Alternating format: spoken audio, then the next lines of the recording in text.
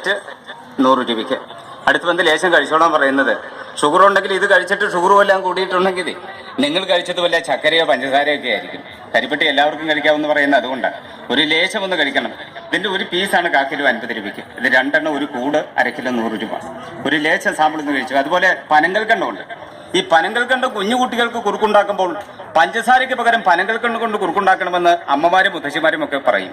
പനങ്കൽക്കണ്ട് കൊണ്ട് കുട്ടികൾക്ക് കുറുക്കുണ്ടാക്കിയാൽ ആ കുഞ്ഞുങ്ങൾക്ക് കവച്ചിലും ഉണ്ടാകത്തില്ല, വളർച്ച ഉണ്ടാകത്തില്ല.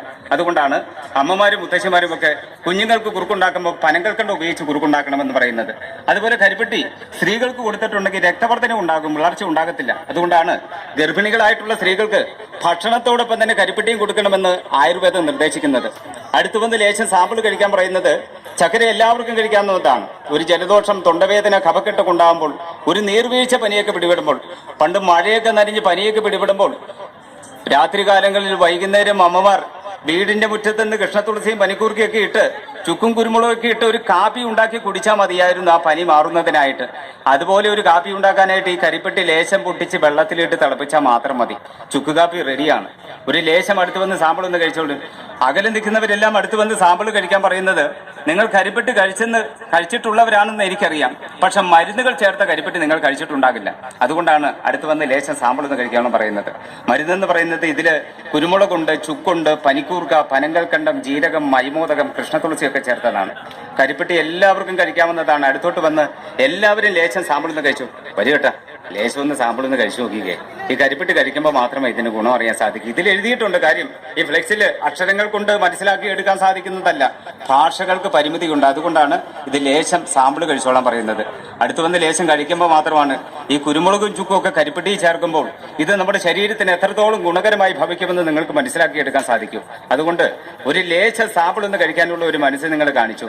കുഞ്ഞുകുട്ടികൾ വീട്ടില് കഫക്കെട്ടൊക്കെ ആയിട്ട് ഉള്ള കുഞ്ഞുകുട്ടികളൊക്കെ ഉണ്ടെങ്കിൽ ഈ കരിപ്പെട്ടി അല്ലെങ്കിൽ ഒരു ലേശം പനങ്കൽക്കണ്ടം, ഒരു നെല്ലിക്ക വലിപ്പത്തിന് മതി, ഒരു കരിപ്പെട്ടിയും ചുവന്നുള്ളിയുമായിട്ട് ചതച്ച് ഒരു തുണിയിൽ പിഴിഞ്ഞ് ആ നീര് മാത്രം കഴിച്ചാൽ മതി. എത്ര കട്ടിയായിട്ടുള്ള കഫം ഉണ്ടെങ്കിലും മാറും. പണ്ടത്തെ സിറപ്പാണത്. ഒരു 40 വർഷങ്ങൾക്കൊക്കെ മുമ്പ് ഒരു കഫക്കെട്ടൊക്കെ പിടിപെട്ടിട്ടുണ്ടെങ്കിൽ ചുവന്നുള്ളിയും കരിപ്പെട്ടിയും അല്ലെങ്കിൽ ചുവന്നുള്ളിയും പനങ്കൽക്കണ്ടവുമായിട്ട് ഒരു കല്ലിൽ വെച്ച് ഇടിച്ച് ചതച്ചതിന് ശേഷം ഒരു പാത്രത്തിൽ വെച്ച് ആ പാത്രം ചെരിച്ചു വെച്ച് കഴിയുമ്പോൾ ഊറി വരുന്ന നീരൂറ്റി അമ്മമാർ കൊടുക്കുമായിരുന്നു. അത് മതിയായിരുന്നു എത്ര കട്ടിയായിട്ടുള്ള കഫം ഉണ്ടെങ്കിലും മാറുന്നതിനായിട്ട്. അടുത്ത് വന്ന് ലേശം സാമ്പിൾ കഴിച്ചോളം പറയുന്നത്.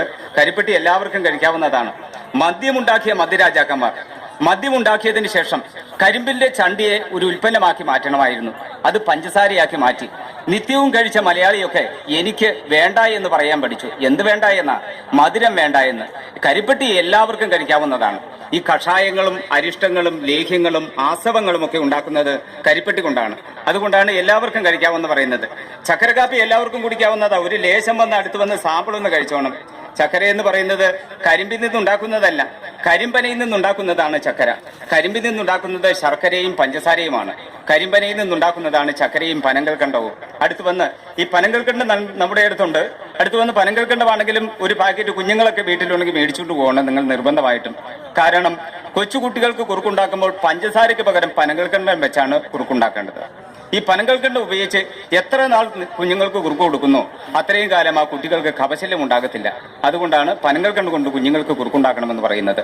അടുത്ത് വന്ന് ലേശം ഒന്ന് സാമ്പിൾ ഒന്ന് കഴിച്ചു. ഇനി ആർക്കാണ് വേണ്ടത്? ഇങ്ങോട്ട് വാ, ഒരു ലേശം ഒന്ന് കഴിച്ചോളി. ഇത് ഒരു പീസാണ് 50 രൂപ. ഇങ്ങനെ ഒരു കൂട് 1/2 കിലോ 100 രൂപയ്ക്ക്. ഒരു പീസ് എന്ന് പറഞ്ഞ് കാക്കുലയാണ് 50 രൂപ. അടുത്ത് വാ, ഇനി ആരാ കഴിക്കാനുള്ളത്? ഇങ്ങ് വന്ന് ലേശം സാമ്പിൾ ഒന്ന് കഴിച്ചോന്നേ. ഇത് കഴിച്ചാൽ മാത്രമല്ലേ ഇതിന്റെ ഗുണമറിയാൻ സാധിക്കൂ. പിന്നെ ഇത് കഴിച്ചിട്ട് അടുത്ത് വന്ന് ഇത് ലേശം ഒന്ന് കഴിച്ചിട്ടുണ്ടെങ്കിൽ ഇതിന് ഗുണമറിഞ്ഞു കഴിഞ്ഞാൽ പിന്നീടാണെങ്കിൽ ഞാൻ ഈ ഭാഗത്തുകൂടെ ഇതുപോലെ വിതരണമായിട്ട് വരുന്ന അവസരത്തിൽ നിങ്ങൾക്കാണെങ്കിലും മറ്റൊരാളോട് ഇതിന്റെ ഗുണത്തെക്കുറിച്ച് പറയണമെന്നുണ്ടെങ്കിലും സാമ്പിൾ കഴിച്ചാൽ മാത്രം. ഞാൻ പറഞ്ഞായിരുന്നു ഇതിൽ കാര്യം. ഈ ഫ്ലെക്സിൽ കൂടെ കാര്യങ്ങളൊക്കെ എഴുതിയിട്ടുണ്ട്. കുരുമുളകുണ്ട്, ചുക്കുണ്ട്. കുരുമുളകും ചുക്കും ഒക്കെ നമുക്കൊന്നും അറിയാത്തതല്ല, അറിയുന്നതാണ്. പക്ഷെ കരിപ്പെട്ടിയിൽ കുരുമുളകും ചുക്കും ഒക്കെ ചേർത്ത് കഴിയുമ്പോൾ ചുക്ക് കാപ്പി ഉണ്ടാക്കുന്നതിനായിട്ട് ഇതിൽ കാപ്പിപ്പൊടിയും മിക്സിംഗ് ആണ്. കാപ്പിപ്പൊടി ചേർത്തിട്ടുള്ളതുകൊണ്ട് ഇത് ഒരു ചെറിയൊരു കഷ്ണം ഇട്ടിട്ട് വെള്ളം ഒഴിച്ച് തിളപ്പിച്ചാൽ മാത്രം മതി. പൊടി പോലും ചേർക്കണ്ട, പച്ചവെള്ളം മാത്രം മതി. വേറെ ഒന്നും ഇതിൽ ചേർക്കേണ്ടതില്ല.